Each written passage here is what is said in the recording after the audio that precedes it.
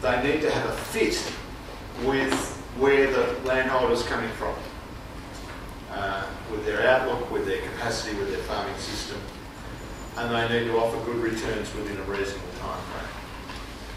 But that notion of relative advantage can be defined in interesting ways. This couple, Tom and Cynthia Dunbar, come from down near Port Arthur in Tasmania, and they won the McKell Medal for Soil Conservation, which is a national award a couple of years ago. When they won that award, they got a trip around Australia looking at these sorts of issues, and they wrote a very interesting paper on their return. They reckon that part of the reason we're not progressing as fast as we should is that governments generally have policies that are too prescriptive and that are not sufficiently cognisant of what they call the farmer's sense of place.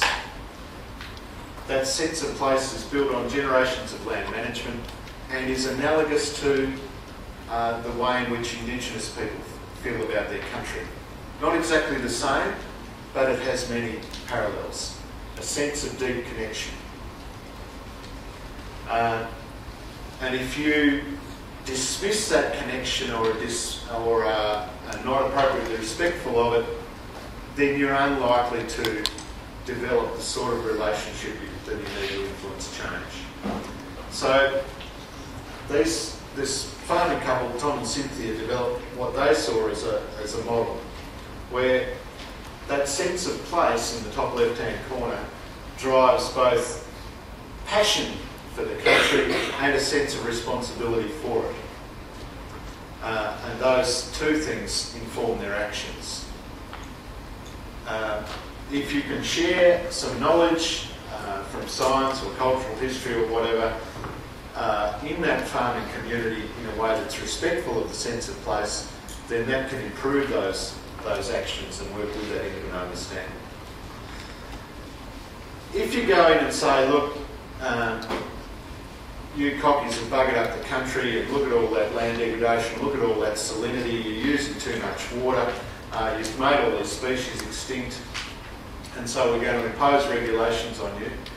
You've changed responsibility to accountability, and you've changed passion to a stigma, a social stigma. And so naturally you get a pushback, you get reactions, fear, and then a lack of sharing of knowledge. So you'll find people won't work with the researchers or whatever. So if you're using things like stewardship payments or other ecosystem services payments that you're going to want to use to drive change in rural communities, you need to ensure that it works with that sense of passion and responsibility instead of creating an environment of accountability and social stigma. So well-designed programs reinforce the original model, not overturn it. I think this is a really interesting insight and an important one. That if you work with that and add value to it, you're going to be far more influential than telling people that this cognitive has got to change. As I mentioned, you need to unpack sustainability. And one of the ways we did that in my former job was that we got people who are nominated by the different industries as being the best sustainable, profitable farmer in their area. So we had people regarded as the best grain grower, the best veggie grower, the best beef grower, the best chook producer or whatever, right across the country. And we got those people together in a group. And we asked them how they measure their sustainability performance on farm. And then we worked with them as a group to design what we called a farm sustainability dashboard. You know, you're driving along in a car or motorbike or whatever, you've got a speedo, you've got a fuel gauge, you've got a temperature gauge. There's no right or wrong answer. Well, there are some with some of those gauges, but nevertheless, you get to your end result with various combinations of those gauges, but there's a safe limit and there are extremes in each of those, and it's about keeping the whole thing in balance. And the dashboard's disappeared. So, sorry, the punchline's gone there. It's in our slides. Yeah, oh good. So they come up with a dashboard, and you'll notice there They came up with a bunch of social indicators and economic indicators and environmental. And within each of those, there's a stock indicator and a flow indicator.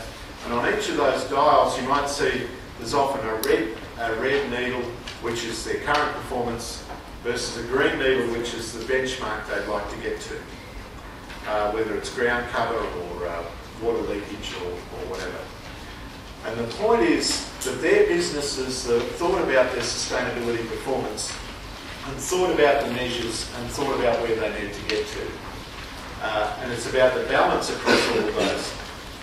You know, when farmers come up with a dial called staff happiness or community happiness, in other words, that was, what does the community think of our farming system?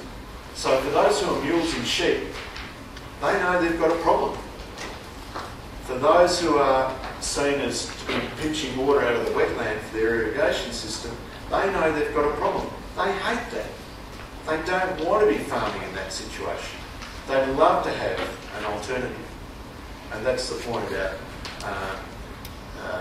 this sense of place. We're seeing in Australia some really innovative stuff. I could go on at length about this, but this is a thing called Gondwana Link, reuniting Gondwana land in southwest Western Australia. Community groups, a network of community groups, trying to join up essentially the vegetation of the southwest forests with the Nullarbor Plain through a vast network of wildlife corridors and purchasing clapped out wet belt properties and getting them revegetated and so on, using a combination of philanthropic funds, Birds Australia funds, Greening Australia projects, and all coordinated by a network of community groups. Really important concept because you're getting not species-specific stuff, not subject-specific stuff. You're getting research joined at the hip with on-ground action. The whole community sharing the information, and you get great continuity of staffing and so on if you involve the locals because they're there for the long term. In Australia, we have what we call the regional NRM model, natural resource management. We have 56 catchment bodies across Australia that are bigger than local governments. There's about 700 and something local governments in Australia. There's 56 catchment management organisations. So they're bigger than state governments but smaller than states. And they're tasked with taking a more integrated approach to managing natural resources at that scale. It's an incredible experiment about devolving decision making down to that level, tapping into deep local knowledge, working in an integrated way across industries and issues. And it's fair to say that it's been going 5 or 6 years and there are still some teething problems. But nevertheless, I think it's a really important development in natural resource management in Australia. But it's going to require very good relationships against that policy agenda that I mentioned earlier, of the different tiers of government and across the community and science base. I want to just finish up by coming out of the rural and back into the urban. And I've been meaning, and I kick myself every time I drive along High Marsh Drive without my camera. You know, just you're driving from east to west, like from Fishwick towards Woden, you come up over the hill, you drive down, and here's bloody East O'Malley on the left.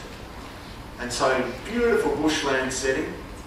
Some of those houses have actually won housing industry awards. And they look like they fell out of a spaceship and landed in the bush and buggered it up. You know? So you've got these great big mansions, no eaves, no shading of the north side. Most of them have a perfect northern orientation.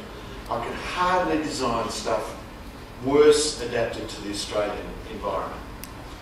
And that's been approved by the ACT government in a brand new bush subdivision in the last 18 months.